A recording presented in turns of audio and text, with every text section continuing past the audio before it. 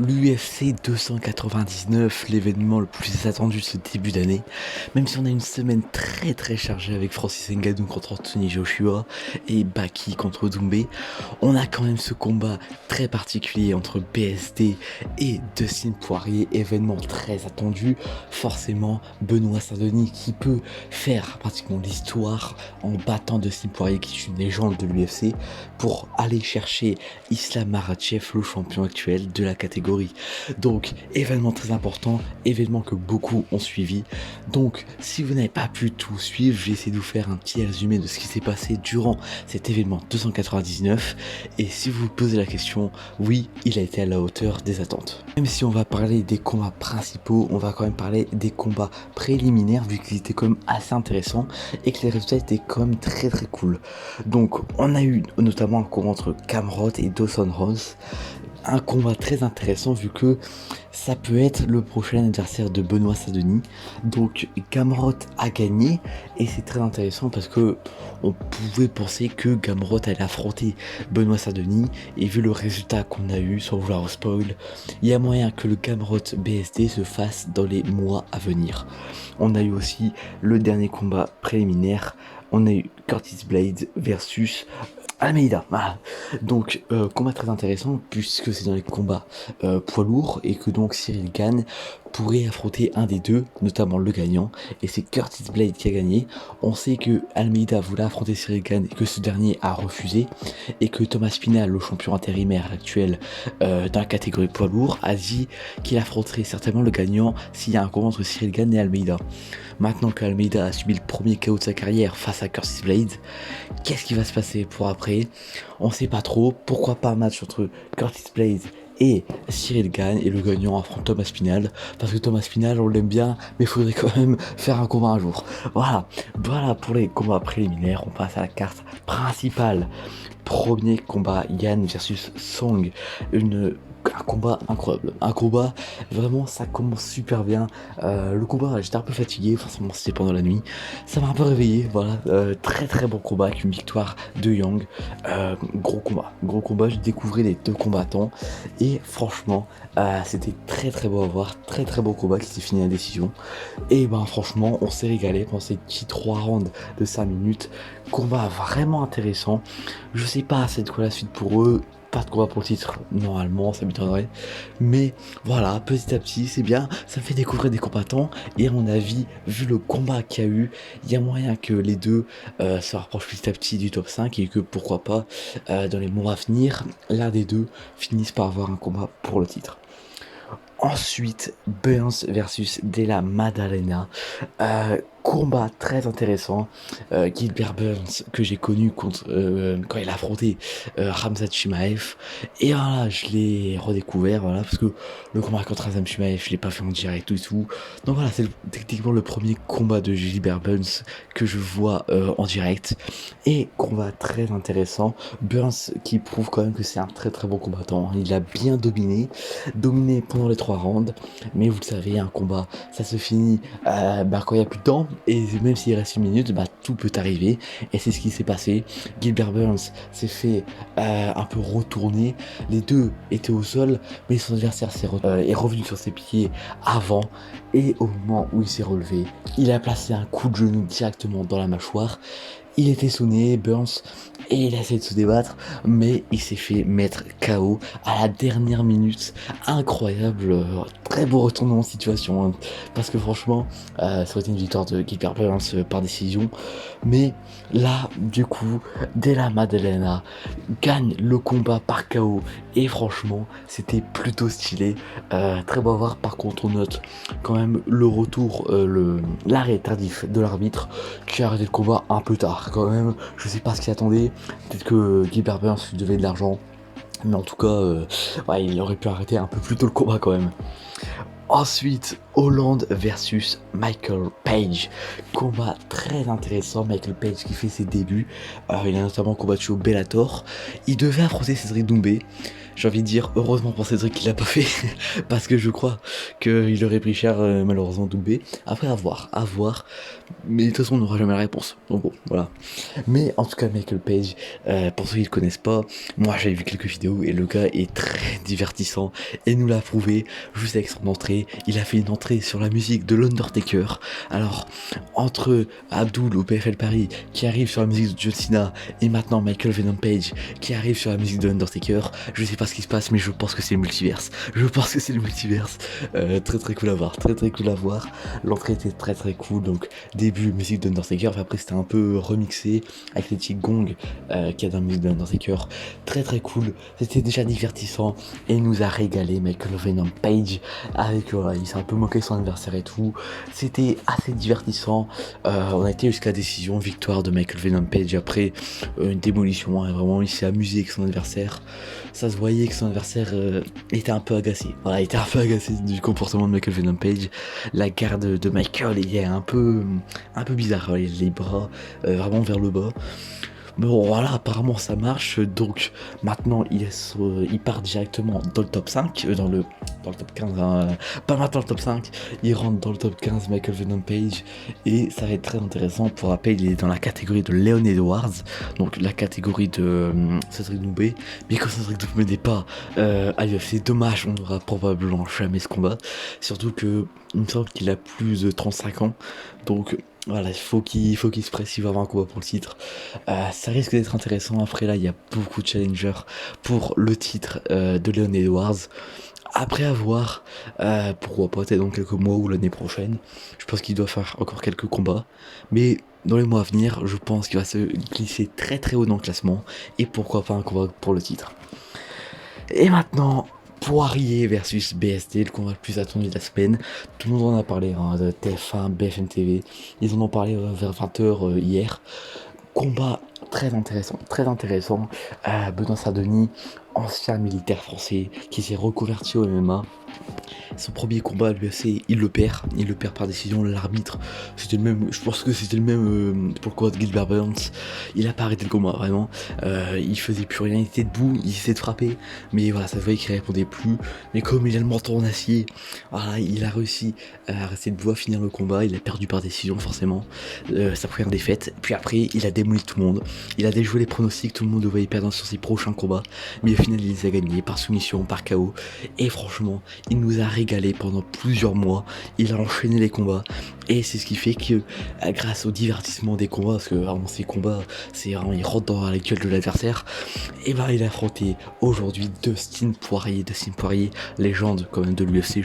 Il a jamais été champion, on l'appelle le roi sans couronne, vu qu'il a jamais eu le titre à part le titre intérimaire, ce qui compte pas vraiment. Donc il a mis KO Conor McGregor, il a battu Max Holloway à ses débuts. Vraiment une légende Dustin Poirier, et clairement c'était un gros combat. J'étais pour BSD forcément, c'est bien, faut quand même soutenir les Français, à part si vous êtes une grosse merde. Pardon, je glisse un peu, mais il y en a certains qui disent ouais BSD c'est un facho et tout. Non, voilà, c'est juste qu'il aime bien son pays, normal, il est militaire français, normal qu'il a le drapeau français, mais bon voilà, il y a des cons partout. Qu'est-ce que je vous dise? Bref, BSD contre Dustin Poirier, gros combat. J'étais pour BSD, mais voilà, je savais que Dustin Poirier c'était un gros morceau et que fallait s'attendre à un KO de Dustin Poirier. Mais voilà, moi je voulais juste voir un bon combat et surtout une belle performance, parce que c'était le moment ou jamais.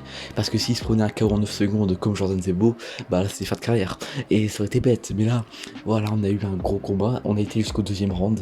Forcément, on savait que ça allait pas jusqu'au cinquième round, à moins qu'il y ait vraiment un miracle, mais on savait que ça allait foncer dans tous les sens, que ça allait se rentrer dedans et que ça allait envoyer des patates du futur. Voilà, bon, c'est ce qu'ils ont fait. Combat très divertissant. L'entrée de Benoît Saint-Denis, toujours masterclass, toujours très badass. Vraiment, c'est le combat très attendu, le combat le plus attendu de la soirée à mon avis, avec peut-être le main event et le combat de Michael Venom Page aussi. Mais non, je pense que c'est le plus attendu en France. C'est sûr que c'est le combat le plus attendu.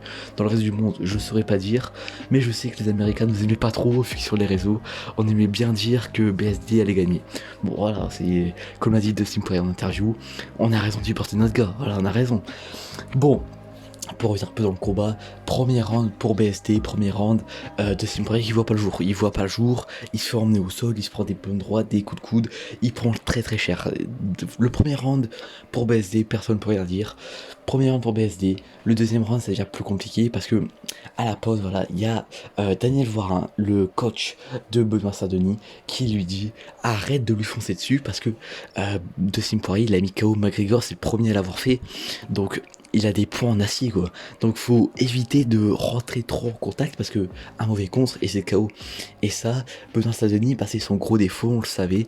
Et malheureusement, bah, ça va lui jouer un mauvais tour parce que dans le deuxième round, bah, il va foncer sur Dustin Poirier, il va l'enchaîner, puis il va esquiver Dustin Poirier, puis il va envoyer une droite, il va le sonner, il va tenter une guillotine.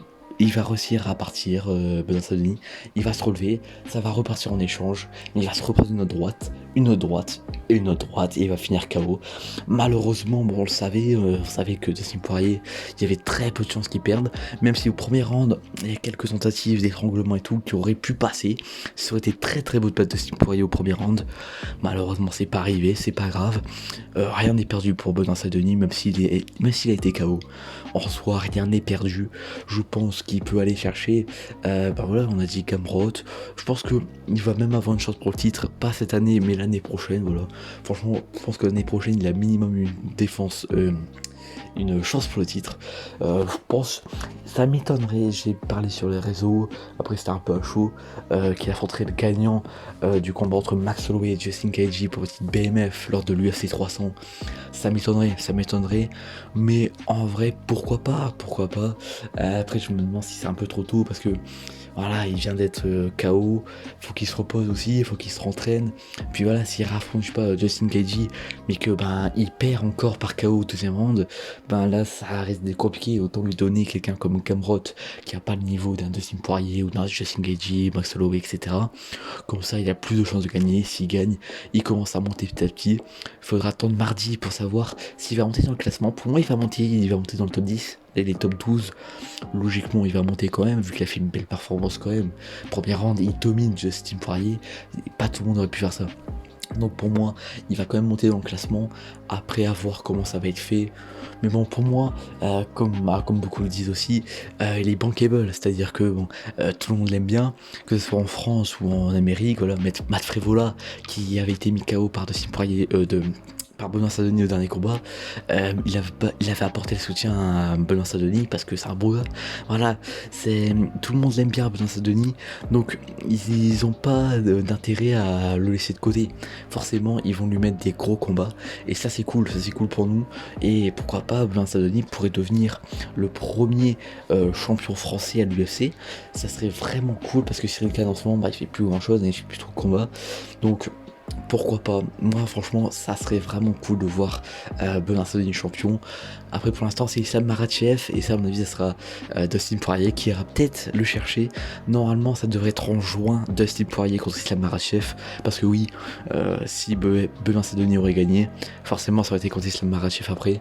C'est bête, mais voilà, il a perdu, il va remonter petit à petit, et puis allez, il ira chercher la ceinture un jour, il sera champion un jour, j'en suis sûr.